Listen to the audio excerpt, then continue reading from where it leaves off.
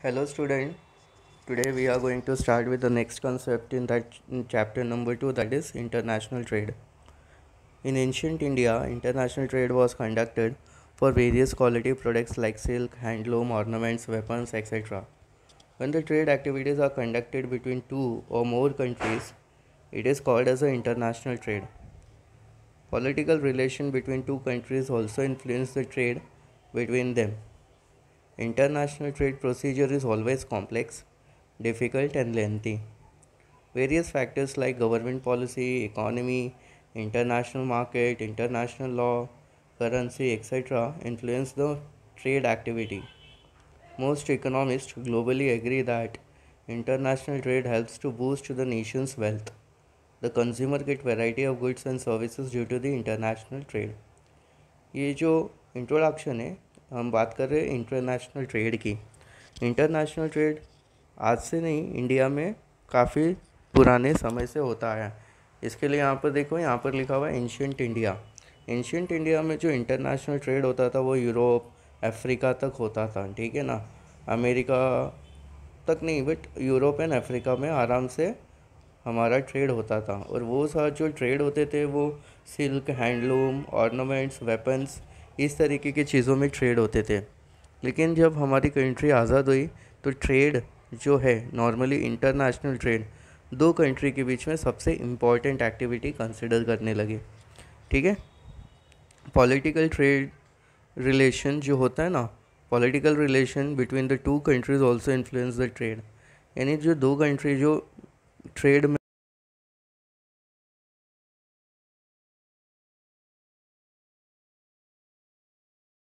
During the trade, international trade का जो procedure होता है ना वो कॉम्प्लेक्स, डिफ़िकल्ट और लेंथी भी होता है। जैसे एग्जांपल, इंडिया ने अमेरिका से फाइटर जेट्स का ऑर्डर दिया। वो ऑर्डर 2018 में दिया, लेकिन अमेरिका ने डिलीवरी कभी दिया 2020 में, यानी 2 साल, 3 साल या 4 साल बाद ही डिलीवरी के जो ऑर्डर देने के बाद जो डिलीवरी होती है वो होता है। वेरियस फैक्टर्स, बहुत सारे फैक्टर्स इसमें रिस्पॉन्सिबल है क्योंकि डिले है। क्यों डिले होता है? क्योंकि प्रोसीजर ही इंटरनेशनल ट्रेड का कॉम्प्लेक्स है, डिफ़िकल्ट है और लेंथी है। और बहुत सारे जो फैक्टर्स होते हैं, जैसे गवर्नमेंट की क्या पॉलिसी होती है, इकॉनमी किस तरीके का है, इंटरनेशनल मार्केट में क्या चल रहा है, इंटरनेशनल लॉस क्या कहते हैं, करेंसी वगैरह। तो ये सारी चीज़ें हैं जो ट्रेड एक्टिविटीज़ को, नॉर्मली इंटरनेशनल ट्रेड एक्टिविटीज़ को इम्पैक्ट करते हैं। इकोनॉमिस्ट जो ग्लोबली मतलब जो ग्लोबल वर्ल्ड में जितने भी इकोनॉमिस्ट हैं वो ये एग्री करते हैं कि जो इंटरनेशनल ट्रेड होता है वो हर एक कंट्री के लिए इम्पॉर्टेंट है, उसकी इकोनॉमी के लिए इम्पॉर्टेंट है। और इससे इंटरनेशनल ट्रेड होने की वजह से कंज्यूमर को बेनिफिट मिलता है, कंज्यूमर को एडवांटेज मिलता है, क्योंकि उनके पास variety of goods and services available होते हैं, ठीक है। अभी हम मूव ऑन करते हैं next thing related to international trade. अभी हम इंटरनेशनल ट्रेड की बात करें तो इसमें दो चीज़ होती है। पहला होता है एक्सपोर्ट, यानी कोई चीज़ हमने दूसरे कंट्री को बेचा है, वो एक्सपोर्ट की कैटेगरी में आता है। और एक होता है इंपोर्ट, जैसे कोई चीज़ हमने दूसरे कंट्री से मंगाया है तो वो इंपोर्ट की कैटेगरी में आता है। अभी यहाँ पर देखिए प्रोसीजर लिखा हुआ है एक्सपोर्ट का। प्रिलिमिनरी स्टेज, यानी जो एकदम बेसिक जो चीज़ें रिक्वायरमेंट होती है, ठीक है, वो। प्री शिपमेंट स्टेज, मतलब सामान शिप में लोड होने के पहले का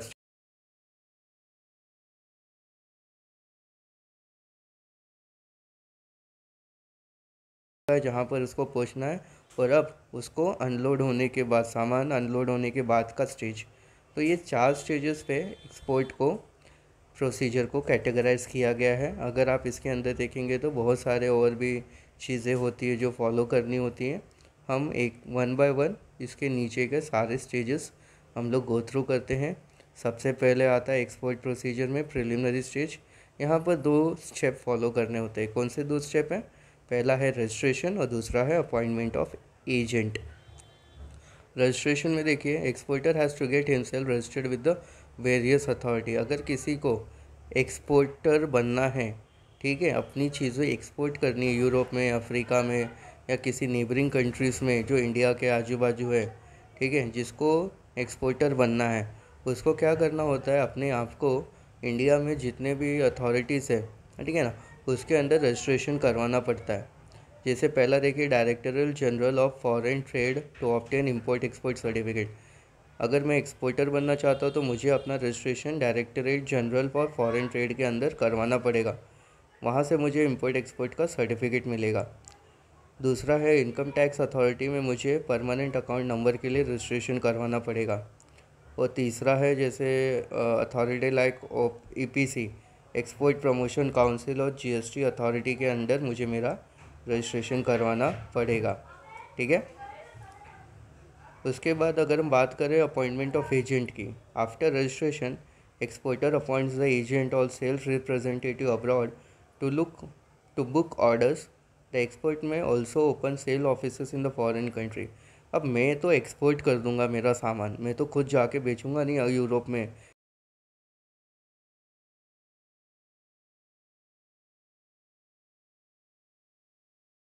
एक ऐसा एजेंट चाहिए या ऐसा रिप्रेजेंटेटिव चाहिए जो मेरे ऑर्डर को बुक कर सके प्लस उसको वहाँ पर बेच भी सके। तो इसके लिए मेरे को एक अपॉइंटमेंट करना पड़ेगा एक एजेंट का जो मेरे सामान को वहाँ पर बेचे। उसके लिए मुझे क्या करना है, वहाँ पर अपना रीजनल ऑफिस जो होगा वहाँ पर मैं ओपन करूँगा, सेल्स ऑफिस जो होएगा वहाँ पर मैं ओपन करूँगा और वहाँ से वो सारी एक्टिविटी सेल्स रिलेटेड देखा जाएगा। ठीक है। अभी हम दूसरे स्टेप पे आ जाते हैं, प्री शिपमेंट स्टेज पे। पहला वाला है receipt of order. Pre shipment stage ये स्टेज होता है जहाँ पर आपको ऑर्डर मिलना होता है। ठीक है ना। पहले आप क्या करते हो, ऑर्डर रिसीव करते हो। किसने ऑर्डर दिया है, अमेरिका में ABC लिमिटेड ने ऑर्डर दिया है। किसको ऑर्डर दिया है, इंडिया में किसको, वरुण को ऑर्डर दिया है। तो ABC लिमिटेड और वरुण कॉरपोरेशन जो होगा, ABC limited Varun corporation in India, ABC limited from America, इन दोनों के बीच में ट्रांसैक्शन होगा। तो प्री शिपमेंट स्टेज में क्या होता है, सबसे पहले ऑर्डर रिसीव करना होता है। ठीक है। ABC लिमिटेड क्या कर रहा है, वरुण कॉरपोरेशन जो इंडिया में उसको ऑर्डर दे रहा है। As soon as the order is received the export must verify and confirm the order. जैसे मुझे ऑर्डर आता है थ्रू ईमेल और थ्रू वेरियस मोड्स, मुझे उसको रिसीव करके उसको क्रॉस वेरीफाई करना है। Exporter checks the restriction on import in importer's country. मैं ये चेक करूँगा कि कहीं मैं जो चीज़ें बेच रहा हूँ वो वहाँ पर रिस्ट्रिक्टेड तो नहीं है। जैसे बहुत सारी कंट्री होती है ना, किसी किसी देश से व्यापार पे रोक लगा के रखा हुआ है। जैसे अमेरिका ने ईरान के ऊपर रोक लगा के रखा हुआ है। ठीक है। चाइना के ऊपर रिस्ट्रिक्शन लगा के रखे हुए, ईरान के ऊपर रिस्ट्रिक्शन लगा के रखे हुए, रशिया के ऊपर भी रिस्ट्रिक्शन लगा के रखा हुआ है। तो मैं जब ऑर्डर रिसीव करूँगा तो मुझे ये चेक करना है कि कहीं कोई इम्पोर्ट पे रिस्ट्रिक्शन तो नहीं है। उस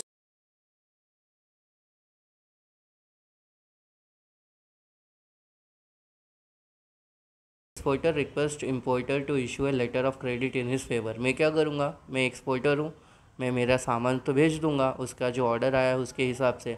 लेकिन मैं इम्पोर्टर को ये बोलूँगा कि अब आप जाइए अपने बैंक के पास और वहाँ से अपने बैंक से मेरे नाम पर, वरुण कॉरपोरेशन के नाम पर लेटर ऑफ क्रेडिट इशू करवा के मुझे दीजिए। ठीक है। ये क्यों दीजिए, अगर मैंने सामान भेज दिया और उसने पैसे नहीं दिए मुझे, तो फिर मेरे नुकसान की भरपाई कौन करेगा। इसके लिए वो जो इम्पोर्टर है ABC कंपनी, वो क्या करेगा, अपने बैंक के पास जाएगा और वहाँ पर वो अपने बैंक को बोलेगा कि वरुण कॉरपोरेशन के नाम पर लेटर ऑफ क्रेडिट इशू करके दो।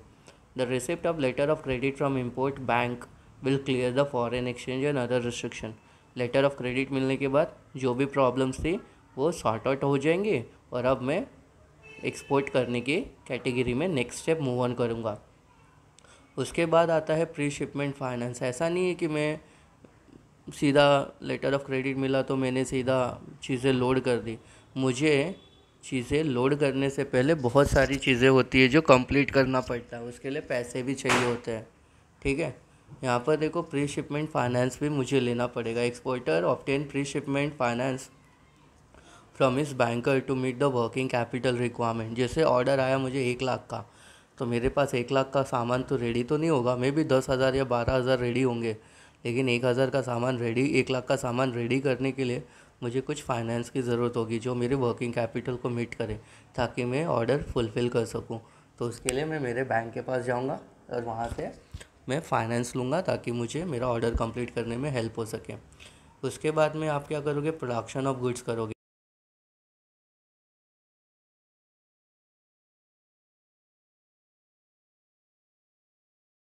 मुझे जो ऑर्डर मिला है, जो उनकी रिक्वायरमेंट है, उनके हिसाब से ऑर्डर तैयार करना है।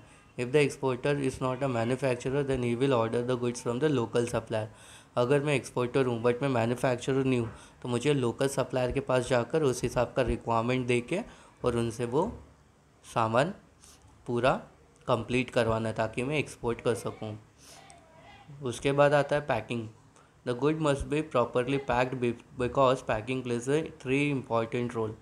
अभी जब एक बार सामान रेडी हो गया है तो मुझे क्या करना है, उसको प्रॉपरली पैक करना है। क्यों पैक करना है? क्योंकि ड्यूरिंग द ट्रांसिट गुड्स को प्रोटेक्शन मिलता है, उनकी क्वालिटी बनी रहती है और गुड्स का प्रमोशन भी अच्छे से हो सके, इसके लिए मुझे प्रॉपरली पैक करना है। ठीक है। उसके बाद जो नेक्स्ट स्टेप है वो देखो, ECGC cover, export credit and guarantee corporation. ठीक है। एक्सपोर्टर में obtain cover from ECGC, such cover protect the export against the credit risk.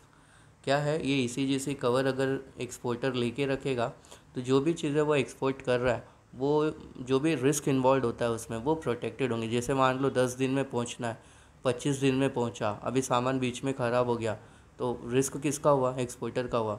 Importer तो डिनाई कर देगा लेने से, तो पूरा का पूरा लॉस किसका हुआ? एक्सपोर्टर का हुआ। तो वो सारे केसेस में रिस्क जो होता है वो प्रिवेंट करने के लिए ECGC कवर लिया जाता है। एग्जाम्पल देखिए, if the importer fails to make the payment of the bill, exporter can covered from ECGC to extend 90% of the loss. अगर इम्पोर्टर बिल का पेमेंट करने में फेल हो जाता है तो ECGC कवर से इम्पोर्टर क्या करेगा, 90% का जो भी होगा वो लॉस फुलफ़िल कर सकता है। एक्सपोर्टर भी अपना लॉस कवर करा सकता है। ठीक है। उसके बाद में देखिए GST फॉर्मेलिटीज।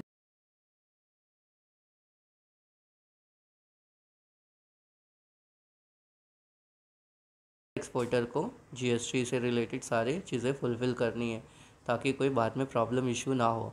उसके बाद जब चीज़ें आप भेजोगे तो बाय द सी भेजोगे तो उसके लिए इंश्योरेंस लेना पड़ता है, जिसको मरीन इंश्योरेंस बोलते हैं। Exporter has to obtain marine insurance under CIF का मतलब होता है cost insurance and freight contract. He has to pay necessary insurance premium and obtain insurance policy.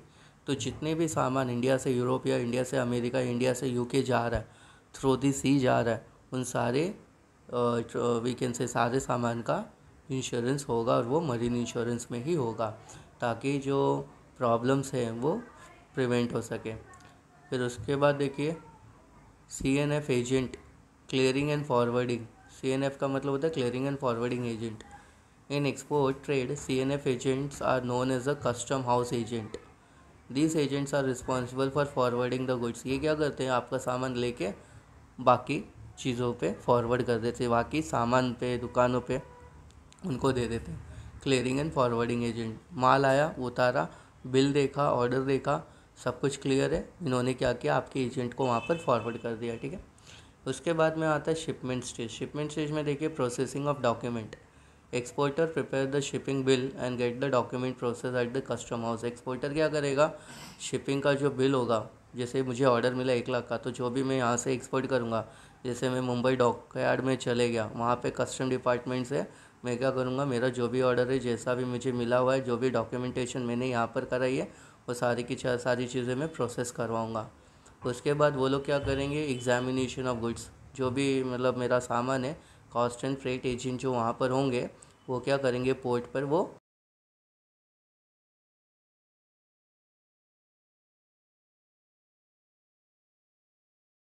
लोग इनसाइड डॉक के मतलब जो गोदाम है, जो गोदी होता है, वहाँ पर परमिशन देने के पहले सारी चीज़ें फिज़िकली एग्जामिन कर लेंगे। फिर उसके बाद में आता है loading of goods. After examining the goods custom examiner issue let export order. जो पर्टिकुलर बंदा होगा एग्जामिनर का, जिसको कस्टम एग्जामिनर बोलते हैं, उन्होंने वेरीफाई किया सारी चीज़ें और उसके बाद वो आपको एक लेटर देंगे जिसको बोलते हैं let export order. CNF agent ये लेट एक्सपोर्ट ऑर्डर लेने के बाद क्या करेगा, let shift order from custom preventive officer. Custom preventive officer let ship order, let export order और लेट शिप ऑर्डर भी मिलेगा।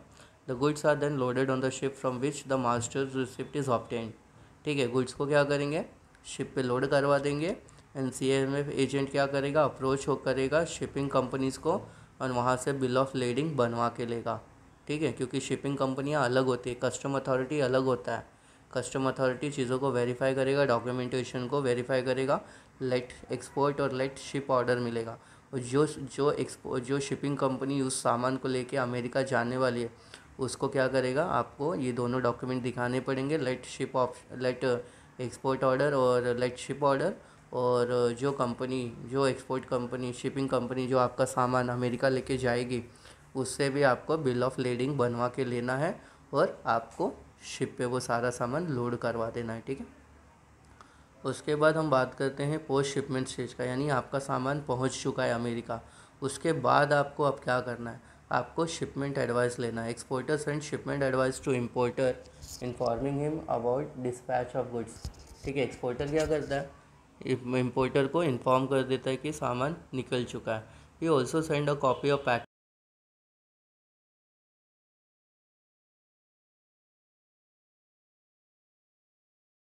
जैसे पैकिंग लिस्ट होता है, कमर्शियल इन्वॉइस बनता है जिसका, negotiable, non negotiable copy of leading जो होता है, ये सारा का सारा क्या करता है, इम्पोर्टर को भिजवा देता है।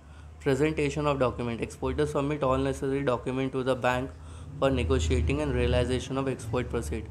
एक्सपोर्टर ने क्या किया, जब एक्सपोर्ट कर दिया तो जितने भी उसने डॉक्यूमेंटेशन किया था वो अब क्या करेगा, अपने बैंक को लेके जाके जमा करेगा कि मुझे 1 लाख का ऑर्डर मिला था, मैंने ये सारी चीज़ें प्रोसेस की है और वहाँ पर मैंने भेज दिया है, ताकि एक्सपोर्टर का बैंक भी ये वेरीफाई कर ले कि एक्सपोर्टर ने अपना जो ड्यूटी था उसने फुलफ़िल किया।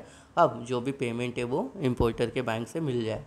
Realisation of export incentive, exporter makes an arrangement to obtain export incentive from the concern authority. Export करोगे तो कुछ इंसेंटिव्स यहाँ वहाँ से अथॉरिटी से मिलते हैं, क्योंकि गवर्नमेंट ऑफ इंडिया एक्सपोर्ट को एनकरेज करती है, और स्पेसिफाइड अमाउंट से ज़्यादा एक्सपोर्ट करोगे तो आपको एक्सपोर्ट इंसेंटिव मिलता है अथॉरिटीज़ से, ठीक है। Incentive include duty drawback, refund of GST if paid, अगर जीएसटी पे किया तो रिफंड मिलेगा, ड्यूटी ड्रॉबैक भी आपको मिलेगा, पैसे थोड़े वापस आ जाते हैं। फिर उसके बाद लास्ट जो ऑप्शन है वो फॉलो अप है, जैसे exporter should always have follow up after export to find the buyer's reaction towards the good. एक बार आपका सामान पहुंच गया, एक्सपोर्टर ने एक्सपोर्ट कर दिया, बायर के पास पहुंच गया, तो बायर से एक बार फॉलो अप का एक ऑर्डर लेना पड़ता है, क्योंकि उनको भी पता, एक्सपोर्टर को भी पता होना चाहिए कि मेरा सामान पहुंचा तो उसका रिएक्शन क्या था, मतलब कि क्या उसने किया, देखा, ठीक है। तो मैंने जो सोचा था उस हिसाब से मेरा सामान आया, तो I will write comment very good, excellent, the goods are as per the expectation. ये क्या है, फॉलो अप ऑर्डर होगा जो मैं एक्सपोर्टर को भेज दूंगा अगर मैं इम्पोर्टर हूँ तो, ठीक है। तो ये स्टेजेस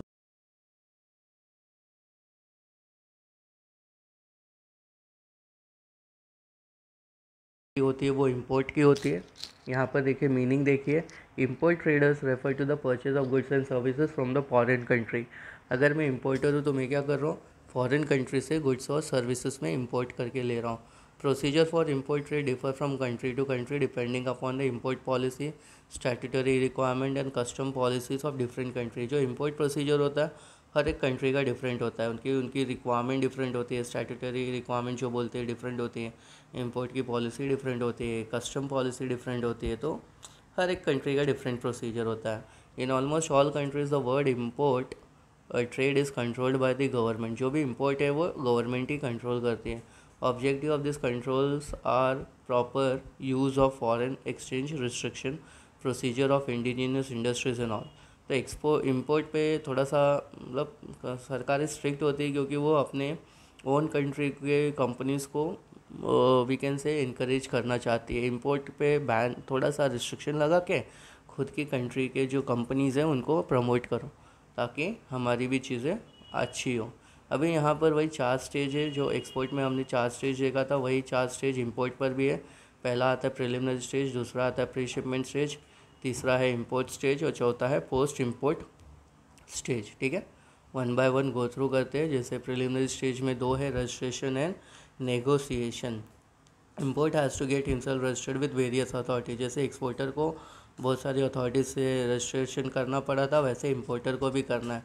जैसे डायरेक्टरेट जनरल फॉरेन ट्रेड, यहाँ पर अपने आप को रजिस्ट्रेशन करवाना है, वो क्या देंगे, इंपोर्ट एक्सपोर्ट सर्टिफिकेट नंबर देंगे। इनकम टैक्स अथॉरिटी से जाकर रजिस्ट्रेशन करवाओगे तो pan account number, permanent account number मिलेगा, और जीएसटी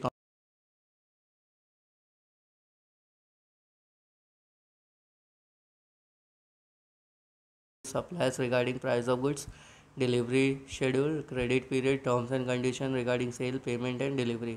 ये सारी चीज़ें आपको करनी पड़ती है। अगर आप इम्पोर्टर हो तो ये सारी चीज़ें जो एक्सपोर्टर है वहाँ से एक्सपोर्ट करने वाला है उससे आप पहले ही डिसाइड कर लोगे कि भाई क्या प्राइस में आपका सामान यहाँ पर आएगा, डिलीवरी शेड्यूल क्या होगा, किस दिन को आएगा, मुझे क्रेडिट पीरियड मिलेगा कि नहीं, terms and condition regarding sales and payment और डिलीवरी वगैरह वगैरह, तो ये करके लेना पड़ता है। उसके बाद हम बात करते हैं इंपोर्ट स्टेज की। इंपोर्ट स्टेज में देखिए, इंपोर्ट स्टेज में पहला आता है quota certificate. Certain items are subject to quota restriction, importer need to obtain import quota certificate from government authority. जब इम्पोर्टर इम्पोर्ट करता है ना तो गवर्नमेंट ऑफ इंडिया क्या करती है, कुछ कंट्रीज से जो चीज़ें इंपोर्ट करनी होती है उस पर कोटा लगा के रखती है। कोटा मतलब क्या, अमेरिका से 10% इतना आना चाहिए, जापान से 10% इतना आना चाहिए, यूएई से 10% इतना आना चाहिए। तो वो 10% मतलब क्या, कोटा सिस्टम में आ गया। जैसे अगर मुझे फॉर एग्ज़ाम्पल मैं बता रहा हूँ, जैसे इलेक्ट्रॉनिक मोबाइल्स मंगाना है तो गवर्नमेंट ऑफ इंडिया क्या बोलेगी, 10% ही आप मंगा सकते हो अमेरिका से, 10% जापान से, 10% यूएई से। तो जब 10% का कोटा ऑलरेडी लग चुका है तो मैं उससे बियॉन्ड नहीं मंगा सकता अगर मैं इम्पोर्टर हूँ। तो इसके लिए कोटा सर्टिफिकेट मुझे ऑब्टेन करना पड़ेगा अगर गवर्नमेंट ने लगाया हुआ है तो, ठीक है। उसके बाद बात करते हैं फॉरेन एक्सचेंज क्लियरेंस की। Importer need to obtain foreign exchange clearance from RBI. Foreign exchange clearance क्यों, क्योंकि इसमें फॉरेन करेंसी इन्वॉल्व होती है। इसके लिए आपको क्या करना है, आरबीआई से ये क्लियरेंस लेना है। Importer should forward the application for the same through his bank, ठीक है। इम्पोर्टर फॉरवर्ड करेगा एप्लीकेशन बैंक के थ्रू और आरबीआई से ये मिल जाएगा। Order placement, after obtaining foreign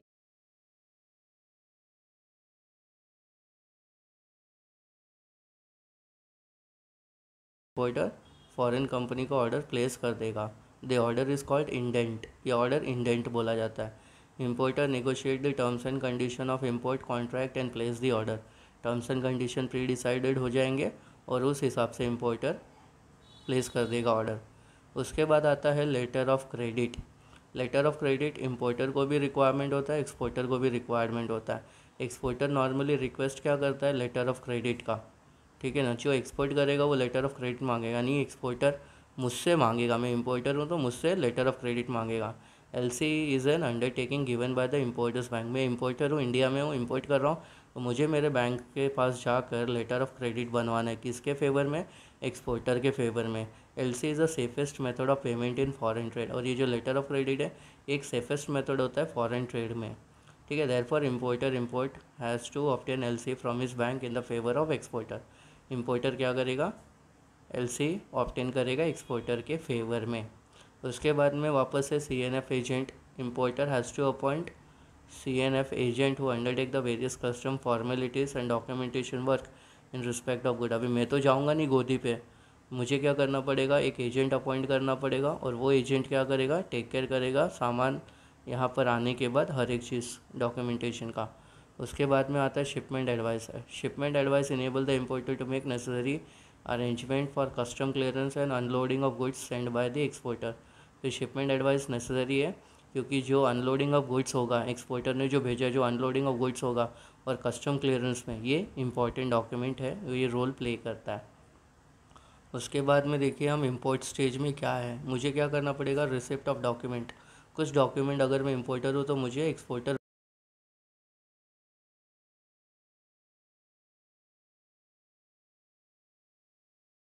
ये सारे डॉक्यूमेंट्स मुझे एक्सपोर्टर भेजेगा तो मुझे लेना है, रिसिव करना है। Bill of entry, CNF agent मैंने अपॉइंट करके रखा है, वो क्या करेगा, prepare bill of every entry which is required for the custom clearance. जो कस्टम क्लियरेंस में नेसेसरी वो सारी चीज़ें CFN एजेंट प्रिपेयर करेगा।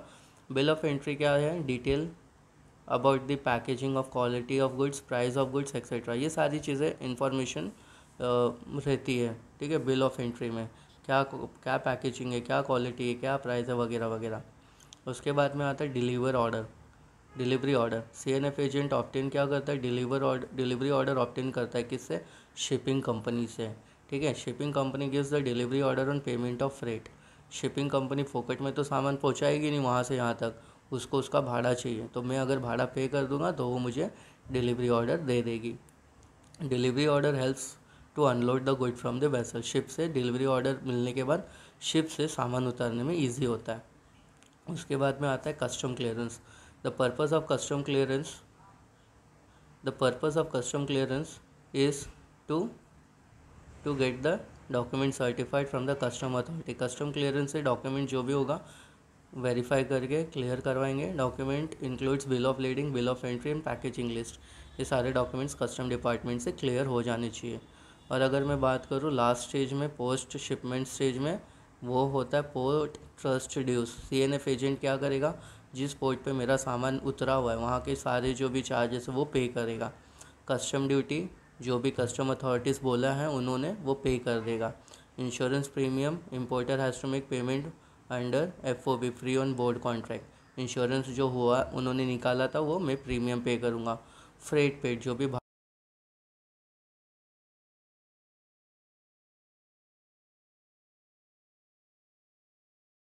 To the exporter as per the term of the contract. एक बार मेरे पास सामान आ गया तो मुझे क्या करना है, मुझे पैसे पे करने। Exporter draws bill of exchange for the payment. फिर उसके बाद क्या है, फॉलो अप ऑर्डर। इम्पोर्टर को क्या करना है, importer need to take follow up in respect of import of goods.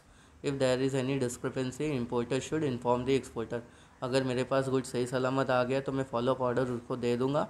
अगर कहीं कुछ प्रॉब्लम है तो वो भी नोट डाउन करके एक्सपोर्टर को भेज दूंगा। ठीक है, तो ये होता है इंपोर्ट एक्सपोर्ट का प्रोसीजर।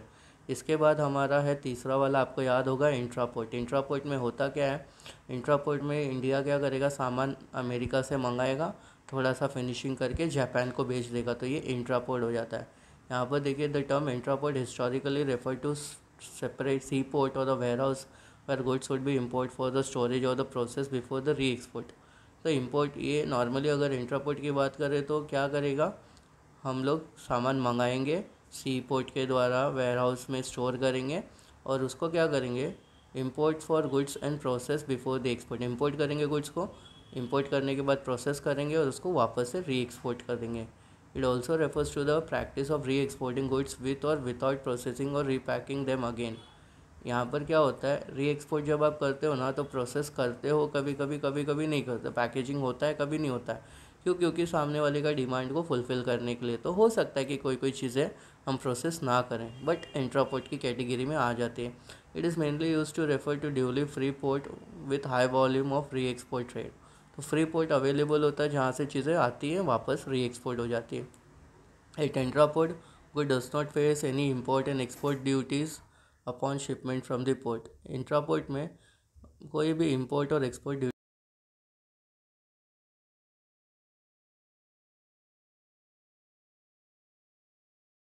उसको वापस से एक्सपोर्ट कर दिया, किसको, जापान को, क्या, प्रोसेस करने के बाद। तो ये इंट्रापोर्ट की कंडीशंस कंप्लीट हो जाती है। ठीक है, तो यहाँ पर हमारा चैप्टर नंबर 2 कंप्लीट हुआ। आई होप आप सबको ये चीज़ें समझ में आई रहेंगी। Thank you.